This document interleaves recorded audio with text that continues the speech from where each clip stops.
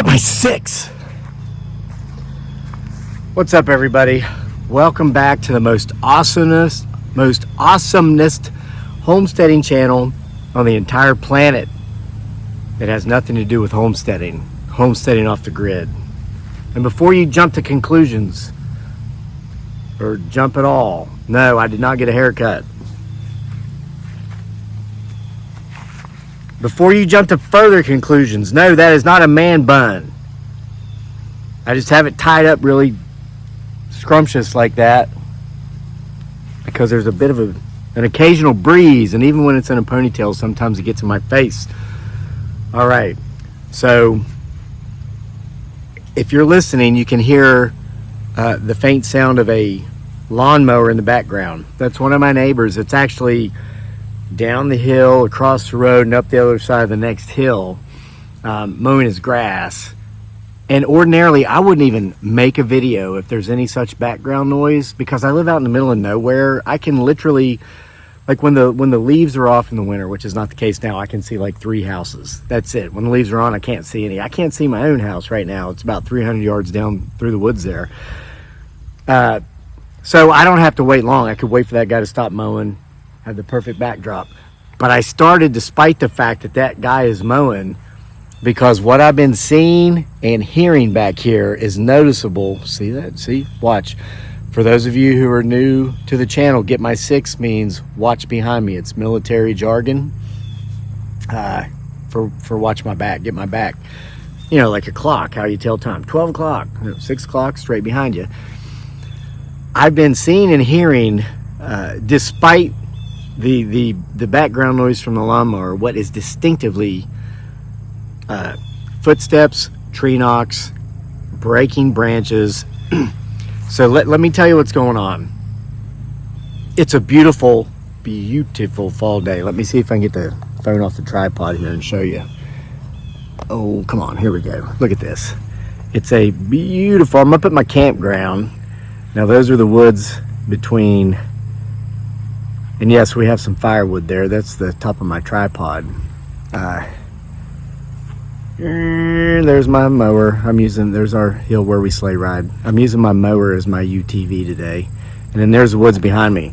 So I'm up here today because when we get these beautiful days like this, and I'm caught up with work and I don't have any responsibilities with the family or other things going on, when I've got time to myself, I love to just be outside, especially here. It's so gorgeous, as you can see, as I've just shown you. So what I'll often do, just to be outside, is I'll go around and collect sticks, because, you know, we heat our house in the winter with wood in a wood stove.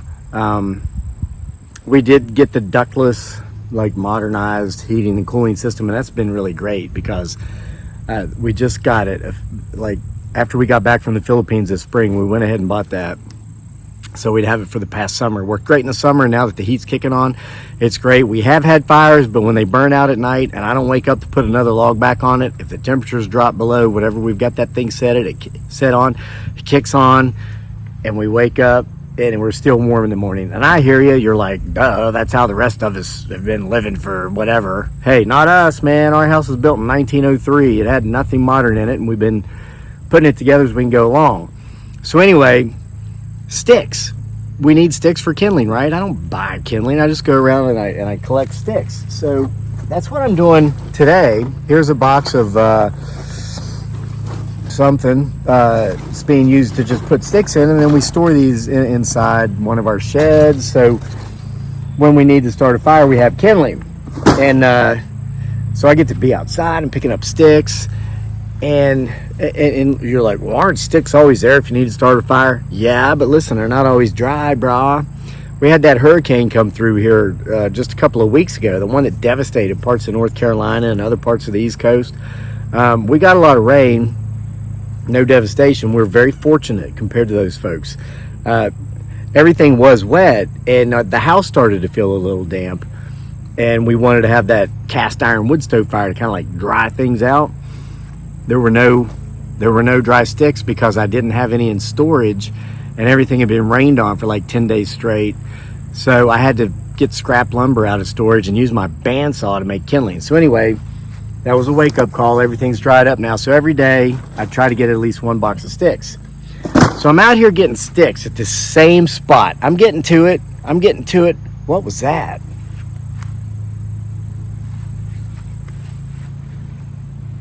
Did it go over here?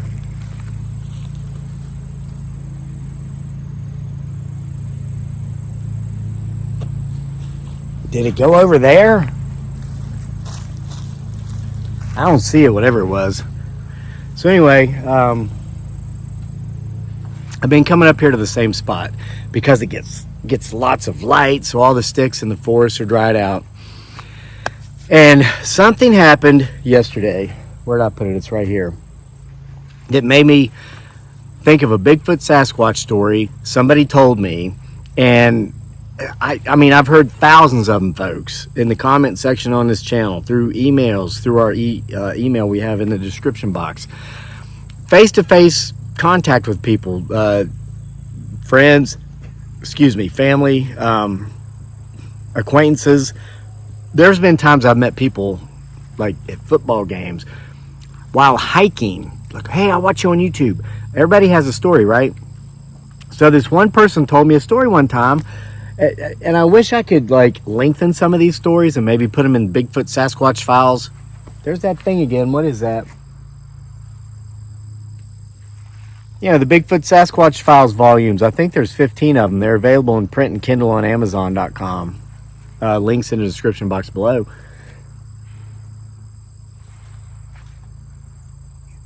Hear the tree knocks? That's why I started recording, because despite that lawnmower noise back there, there's still so much activity back here. You can hear it. I'm picking it up over the lawnmower.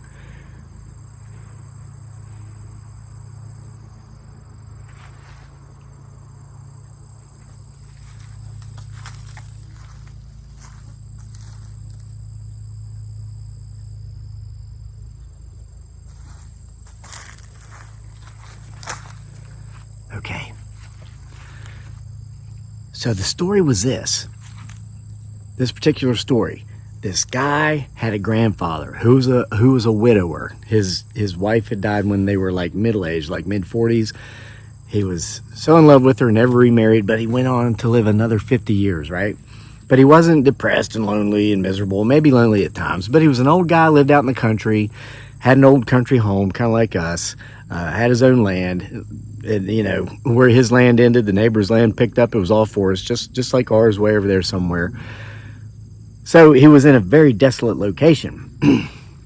And like us, until recently because of the ductless, he heated his home in the winter with firewood. So he was always out gathering wood. But as he got older, this became more challenging. It became more difficult.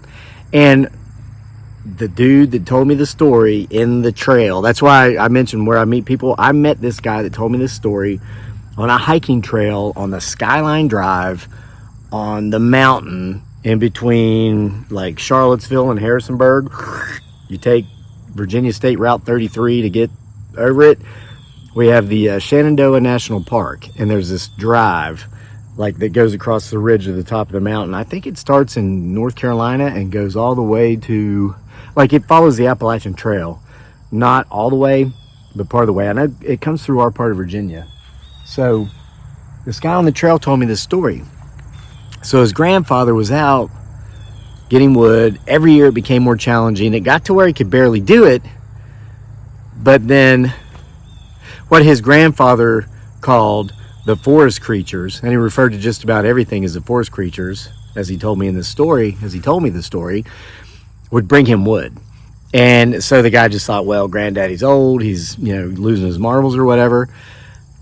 But the wood, in time, he kept hearing these stories, and granddaddy always had firewood, like enough to get him through the winter, but he wasn't out there cutting it and splitting it, none of that, because he couldn't anymore. He was like 90, right? So I was thinking of that story the other day. It was just in my head, and I was out here at the exact same spot, walking into the woods, getting dried sticks, bringing them out here, breaking them up, putting them on, in whatever box, and taking them back home. And I'm done sitting up here admiring the beauty. potentially emptying the next box, so I got somewhere to put my sticks, if you know what I'm saying. All right, so then I go back home, and so I've done that the last couple of days. So yesterday I come up and I go over, and that's when I'm thinking of this story. I'm going to show you what I found because I have it with me. You're like, oh, what's the big deal? Well, I got it like right there where I stopped mowing before you walk into the woods. Here's the big deal. That was cut with the chainsaw, okay? This end wasn't. So this is the end of it. Looks like the end of a tree, and it's pine. And I spun the camera. You see I've got some pine there.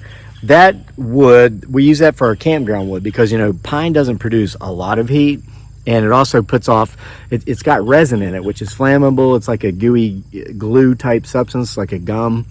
It'll get inside your flue if you're not burning a very hot fire. Now, we have burned pine at times, but we don't like to do it often.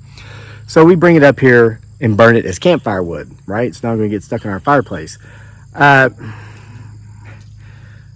But I've never just for any reason picked up a random piece of firewood and thrown it into the woods, right? So this is where I got this thing yesterday. That's what made me think of the story I just told you. I'm like, wow, what if him, her, it, or they,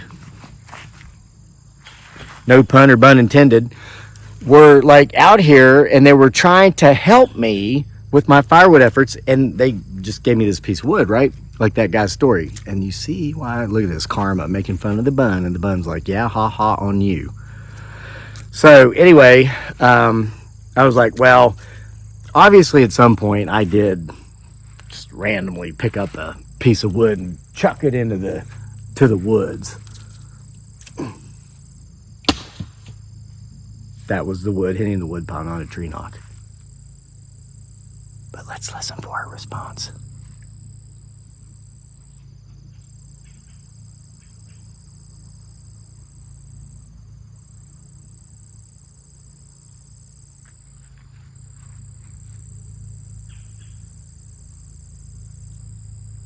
So let's say that happened, right?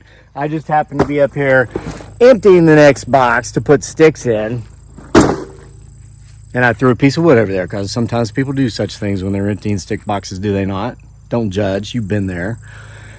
So let's say it happened once. So I found that piece of wood yesterday, and I'm looking around. That was the benefit of the doubt, like the yuppies like to say, right? So I'm looking around. No more wood, right? So I go over there today. I'm getting these sticks out. Guess what I find? Let me show you. This leads up to why I started recording this video despite dude mowing over there. And while I'm going, you watch all around to see if anything is moving to get a better angled view of me, okay?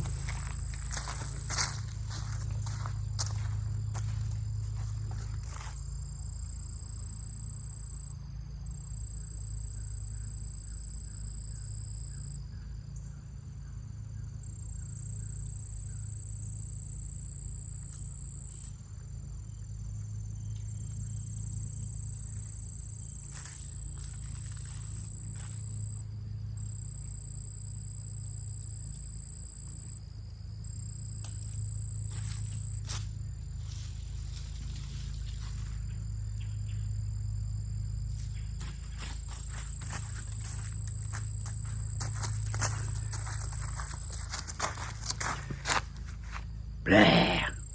No, these are not Bigfoot Sasquatch claws, brah. These are more wood. Now, look at this.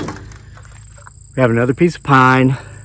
The end, looks like that, like a fork. But this has been cut by a saw. Again, wasn't me. Like Shaggy said, it wasn't me. All right.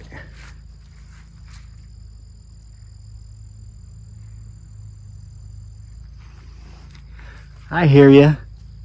I'm not listening for him, her, it, or they. I'm listening to you. I hear what you're saying. Oh, but Crazy Lake, you just showed us a whole pile of pine, another piece of pine. Clearly, at some point, you cut up this pine, and clearly, you were emptying more than just one stick box at one time, and you were just throwing wood everywhere. Huh. Let's take that evidence into consideration, brah. Let's have a closer look at this second piece of wood I found in the same spot. Exhibit A, Eastern Redbud leaf. But guess what? This isn't Eastern Redbud, brah. This is black cherry. This is wild black cherry, also known as choke cherry. Very abundant form of cherry in the Appalachians, okay? Look, cut with a saw, chainsaw, right? But not this end. It's as if it fell, like maybe on a power line, and the state road crew came through and cut it. Or somebody had a large cherry tree fall and they were delimbing it. Or storm, again, power lines, clearing right away.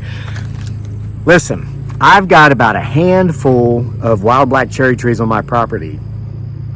I've got 6 acres, thousands of trees, but I know what's where, because I planted thousands of these trees. I've let some of these thousands of trees come up, which what used to be a hayfield was then a meadow, now it's a forest. Okay, I take care of this stuff. I've grown my forest. I know where especially my desirable deciduous hardwoods like black cherry, black walnut, I got 8 of those now. I can show you where they all were. I can show you where my 7 black cherries are. In the 8 years I've lived here, none of them have fallen. I've cut none of them down. Yet right here, at the back end of my campground, along with a big chunk of pine, all of this stuff of which would fit in my wood stove, find this piece of wild black cherry. So, what would the defense say about all this stuff?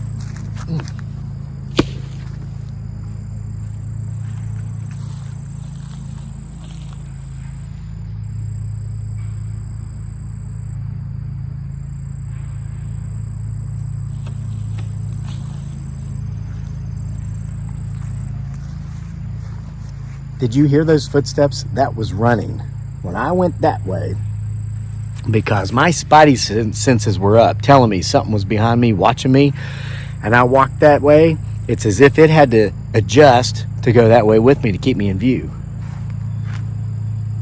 So this is what the defense would say. The only place I know of where cuts like that would have been made, and now that the video is almost over, he stops mowing. Whatever.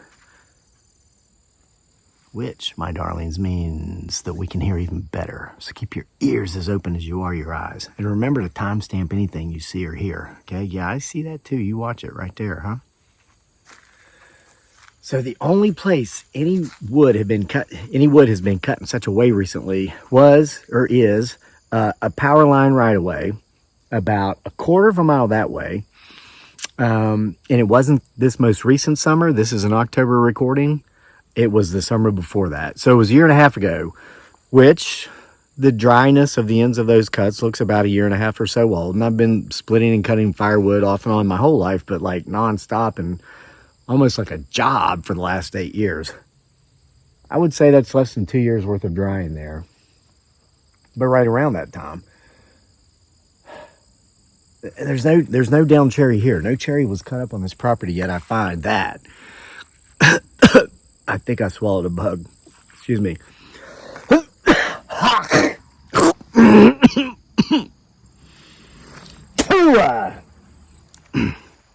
Sorry about that. I didn't spit on no thing. So, you know, and these things were happening, and I thought of that story. And when the guy told me that story, I take all these stories with a grain of salt. Now, I know what I've seen. I know what I've experienced here on our property and in other places in the woods, like the lair of Bigfoot Sasquatch. As of this recording, it's actually October 21. This is like the 5-year anniversary of the video we made from the lair. And yes, I've seen that thing. It's as if it's creeped up on me the whole time I was making this video, and that's why I started recording. We have it. If you can't see it, you're blind. I'm jumping on my little lawnmower and I'm getting the hell out of here. I'll come up later for the phone.